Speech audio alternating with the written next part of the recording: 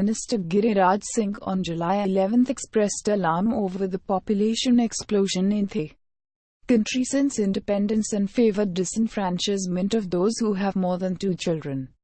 The BJP leader from Bihar, known for making controversial remarks, shared a graphic on his official Twitter handle on World Population Day which showed that India's population grew by a staggering 366% between 1947 and 2019 as against only 113% rise in sparsely populated US.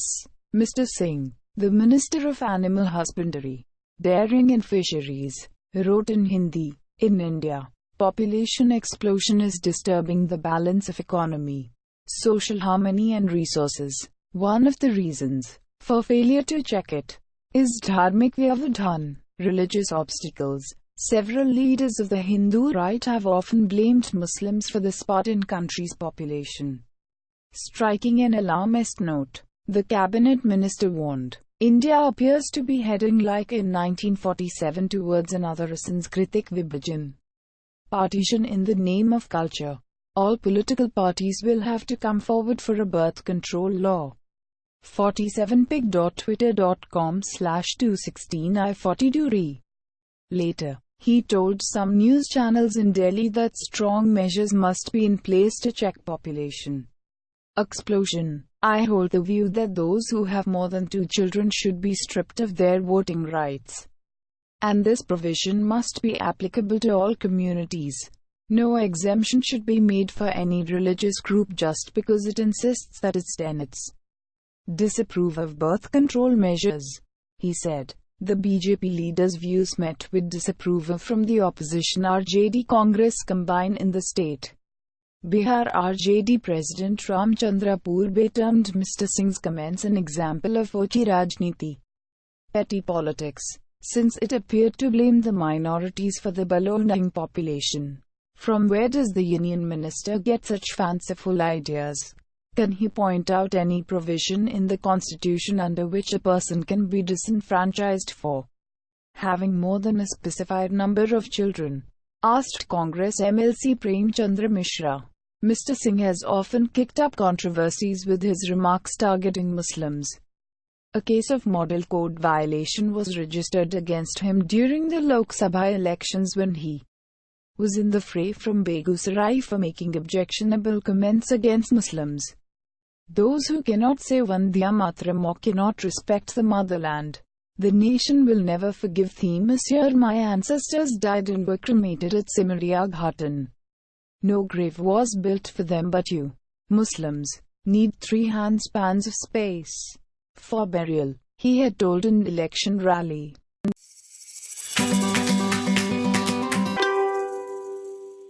Attacking the Modi government over the suffering of farmers, Congress leader Rahul Gandhi said it has given them no relief and wondered if it considered them inferior to businessmen who have been given concessions and loan waivers running into lakhs of crores. Union Minister Rajnath Singh countered Mr. Gandhi's charge in Lok Sabha, as he blamed the long rule of the Congress for the plight of farmers and asserted that no Prime Minister has done as much for peasants as has Narendra Modi. Taking up the issue in the 0 hour, Mr. Gandhi in his brief speech mostly focused on Kerala and made specific mention of problems facing farmers in Wayanad, from where he has been elected to the Lok Sabha.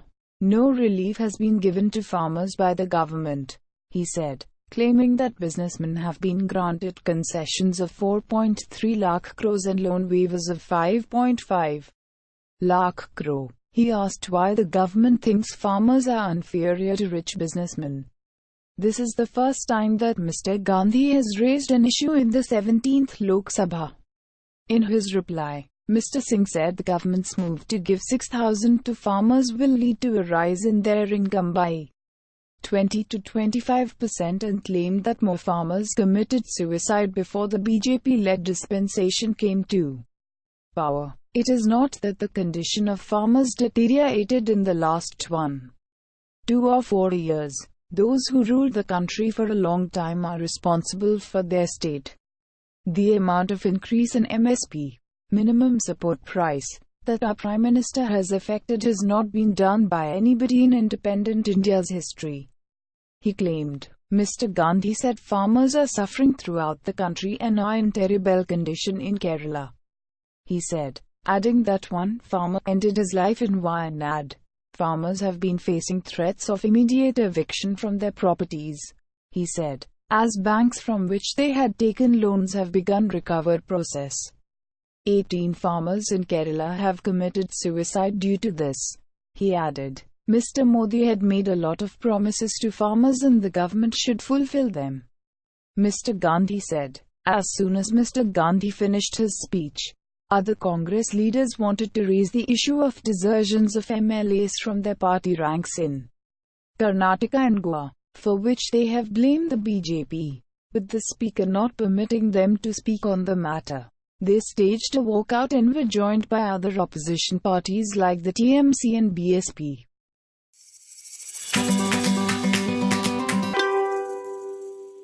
Australia fast bowler Mitchell Starc set a new record for most wickets at a single World Cup when he hit England's Johnny Bairstow LBW in the semi-finals at Edgbaston on Thursday.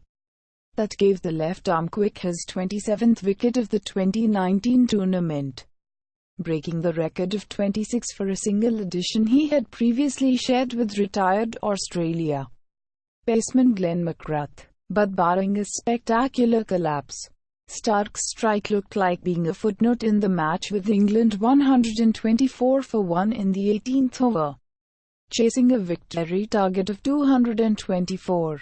If you are viewing this on the Hindu app, click this link to open the scorecard in your browser. England needs 224 runs to beat Australia and reach its first Cricket World Cup final since 1992. Only Steve Smith, with 85 off 119 balls, offered any real resistance for the Australians as they were dismissed for 223 in 49 overs in the second semi-final at Edgbaston. New Zealand awaits the winner at Lord's on Sunday. The Black Caps successfully defended 239-8 in the first semi-final against India. Australia hasn't lost any of its 7 World Cup semi-finals. Steve Smith was offering Australia's only real hope of getting a competitive total against England in their semi-final, with the defending champions reaching the 40-over mark on 175-7. Smith was 73, and was in the middle with Mitchell Starc, 4, heading into the final 10 overs. Leg spinner Adil Rashid took 3-54 off his 10 overs, his last wicket being that of Pat Cummins, 6, who edged Joe Root at slip. That came after Jofra Archer removed Glenn Maxwell for 22 with a slow ball. Owen Morgan taking a simple catch at cover. Archer took 2-32 off 10 overs. Earlier, Steve Smith held firm with an unbeaten 50 as England reduced Australia to 166 for 7 in their World Cup semi-final at Edgbaston on Thursday. England, bidding to reach their first final since 1992, made a sensational start against the reigning champions, taking 3 early wickets to leave Aaron Finch's side in deep trouble. Prolific opening pair David Warner and Finch, as well as Peter Handscomb, were all back in the pavilion by the 7th over. Smith and Alex Carey, 46, steadied the innings with a 4th wicket stand of 103 before leg spinner Adil Rashid struck twice in 5 balls to leave Australia 118-5. The dangerous Glenn Maxwell then holed out to England captain Owen Morgan off the bowling of Jofra Archer for 22, and Pat Cummins was caught by Joe Root to give Rashid another victim this year. The winners of the match in Birmingham will face New Zealand, who shocked mighty India at Old Trafford in Sunday's final at Lord's. England have never won the World Cup but have risen to the top of the OD standings since an embarrassing first-round exit at the 2015 edition. Earlier, Barbados-born Archer struck with his first ball, trapping Australia captain Finch LBW for a duck.